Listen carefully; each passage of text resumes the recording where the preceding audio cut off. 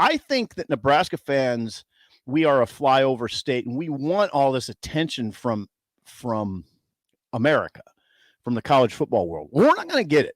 It's not going to be like it used to be. Even if Nebraska if you traded places this year with Penn State and went 11-2 and won the Rose Bowl, you're not going to get a lot of attention. Some people, and I know what you're going to say, everybody's going to say it. Oh, come on, Sip, it'd be a great story. Nebraska's back. Oh, I don't know. I don't know that we sound sort of self-important when we do that. Like, oh, everybody's paying attention. Were you paying attention to Penn State season? No, it wasn't. Not at all. No, it wasn't. Not at all. Enjoy it within your realm. Don't expect others to join in too much. That's what I'd say about it. I don't think Nebraska would be lavished with national praise in this current college football world if they went to the Rose Bowl and beat Utah. I don't. I'm with you. I don't. It's a telling story right now. Right. Isn't it? Because you're not in the playoff. The playoff is the thing. When Alabama beat Kansas State, that didn't dominate any discussion whatsoever. And it's not going to. No. It's done. It's passed. That was the Sugar Bowl. I mean, big bowl. Yeah. Only a huge bowl. It still is a big bowl, right. But not the same. So what the trick now, and it's not the trick, but enjoy it in your realm, in your fan base. Enjoy it and celebrate it. But don't expect a bunch of, and that's hard for Nebraska fans to hear this because that's what we love. We're a flyover state. Yep. Sparsely populated. We don't get much attention. This would be our attention. Well, I'm here to tell you it's diminished now in this world.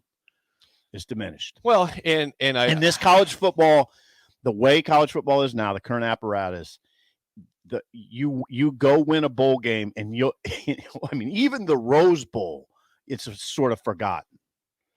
Let alone going to the Citrus Bowl or, the Reliant Quest Bowl or whatever these things. Is this? You see what I'm saying? You see what I'm saying? Right. Is this why though you hear more fans say they want a 12-team playoff? So you don't have as many teams that just get lost in the shuffle because it's only about 4 right now. No, yeah, I think that does. I think the 12-team. Yeah, I do think the 12-team playoff will help. And I think if you're in it, and for somebody, you're in it. But if you're not in it, it's even more exacerbated. That's fair. Yeah. Yeah. You're just forgotten. They expanded. You still didn't make it. Why do I care about you? Why do I care? 10-3 Nebraska. Exactly. Which we celebrate. 10-3, great. But will we celebrate it as much knowing the rest of the nation could care less? This is a good text. Couldn't care less. Is it could care less or couldn't care? Couldn't care less. Couldn't care less. Yeah. So someone brings up Tennessee and their attention. I think the difference between Tennessee and Penn State was this. Tennessee had the massive win. Tennessee beat Alabama when they were undefeated. Both teams were unbeaten, middle of the season. And so they got a lot of attention going forward beyond that. Okay. Now, Hendon Hooker gets hurt, so their season, they still win the Orange Bowl against Clemson. Nice win for Tennessee to end what was a great year.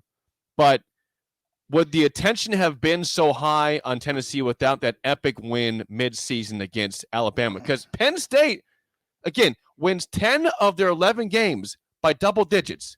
But their marquee games, they lose to Michigan and Ohio State. And so they didn't have that mid-season buzz. They were out of the college football playoff race by Halloween. Right, and they still had a phenomenal season. Phenomenal. Mm-hmm. 11-2. That's after going 4-5 in 2020 and 7-6 in 2021. Right, think about that. They were 7-6 last year. And we mocked Sean Clifford last season. He comes back with a great season this year. I don't like the Tennessee example. I don't think Tennessee created national buzz. They did. No, they did. No, yes, they did. Not with that win against Clemson. No, against Alabama. Yes, but not with the bowl. Not the bowl. No, not the bowl game. Bowl games are forgotten. Let's face it. The Alabama. I'm saying that during the season, they had the same record. They both were 11-2. Tennessee and Penn State, but Tennessee had more buzz because of that win during the season against Alabama. Penn State never had the buzz, and they had a great year. I agree. Now, on the bright side, the Rose Bowl again was.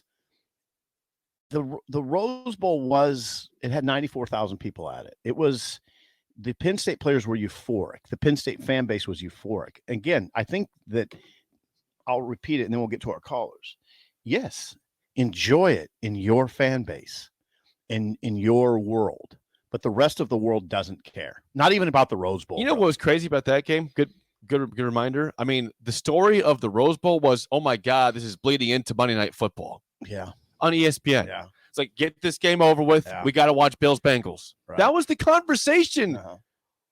Even what Herbstreit was saying on the airwaves. This is what we wanted, and this is what we get. I mean, a lot of people are fine with it, and that's fine. I'm sort of lukewarm. I was a bowl. I'm not going to say was. I am a bowl person. I love the bowl season, but diminished. To say any other, to size it up in any other way would be disingenuous. The bowl experience, the bowl season, the bowl phenomenon has been greatly diminished. It has.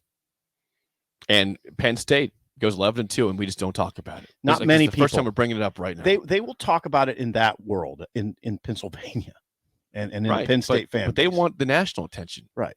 And they're just under the radar as a top 10 team. By the way, are we sure James Franklin isn't somebody that Michigan might look at? Well, they might look at him. Is he looking at Michigan, though? Well, he might have topped out at Penn State. He might need a new challenge. Maybe. Lines. Let's get some calls at 402-464-5685. You can hear me. You're up on an early break. Who do we have here? Go ahead. Hey there. This is Chris. Hey, Chris. Thanks for calling in. Yeah. Well, great. Good show, guys. Great show. Consider that if Matt Rule's been here 3 years, and he hasn't made and the college football playoff starts in 2, right? The 12 teams. 2025. 2025. Oh, 2025. Okay, well, he gets 1 more year. If he hasn't made maybe he only gets 1. I don't know. But, if you don't make the college football playoff, you're going to be on the hot seat if you're a blue blood. I think if you've been someplace 3 or 4 years and you don't make a college football playoff every couple of seasons, you've got to be looked at closely. Because the bowl games, like you said, I mean, they're stupid. I mean, there's not going to even be a decent bowl game with the top 12 teams. I know. In the playoff. So the bowl games are just going to dwindle and die. They're just it seems absolutely irrelevant and stupid. And he's made some of the goofiest hires I've ever seen in my life. Hello. So, but and I'm very hopeful that his Big 12 defense is going to work in the Big 10. We've seen so much Big 12 stuff work in the Big 10 before. But and I hope his offensive line can protect whatever quarterback. But it's going to be a lot more pressure on coaches. Yeah. Than there already is. Yes. Because if you don't make it every couple of seasons, I mean, what are you doing? Well, all right. Thanks for the call, Chris. Yes. Thank you, Chris. Thank you, Chris. And by the way, I did make a mistake. The playoff does start in 2024. I'm sorry. 2024. Yeah. 2024. But now that's interesting. That's interesting what Chris said. As far as the blue bloods go, it does ratchet up the pressure on, especially with the 12 teams, on particularly the strong programs, the traditionally strong programs. If you don't make the playoff, what especially the 12-team playoff, there should be pressure on you. Now, I don't know how that applies in Nebraska right now because Nebraska has been down so long. But I hate to say it, but we have to talk about it. The bowl games have become extraneous with the 4-team playoff. Extraneous. Just something that's probably not even, God, I'm saying this, needed. It sucks to say it. What'd you just say? I don't even know if they're needed. I mean, bowl games? Well, when you go to 12 teams, I mean, they're not going to get rid of bowl games, but you're right. It's going to feel even less important. And see, that affects us profoundly in Nebraska because we don't see Nebraska right now. It's hard to imagine Nebraska as a consistent 12-team playoff member or 12-team playoff qualifier. We don't really. That's hard to imagine right now, right? It is until you see some. So the goal for Nebraska will be make a bowl game that nobody cares about. It's sort of sad, right? It's just real talk, though. That's just real talk. I'm not going to paint it any other way. We're clamoring to get to bowl games that nobody really, not many people care about. We'll care about it. The opposing team's fan base will care about it. But the world's not really watching anymore.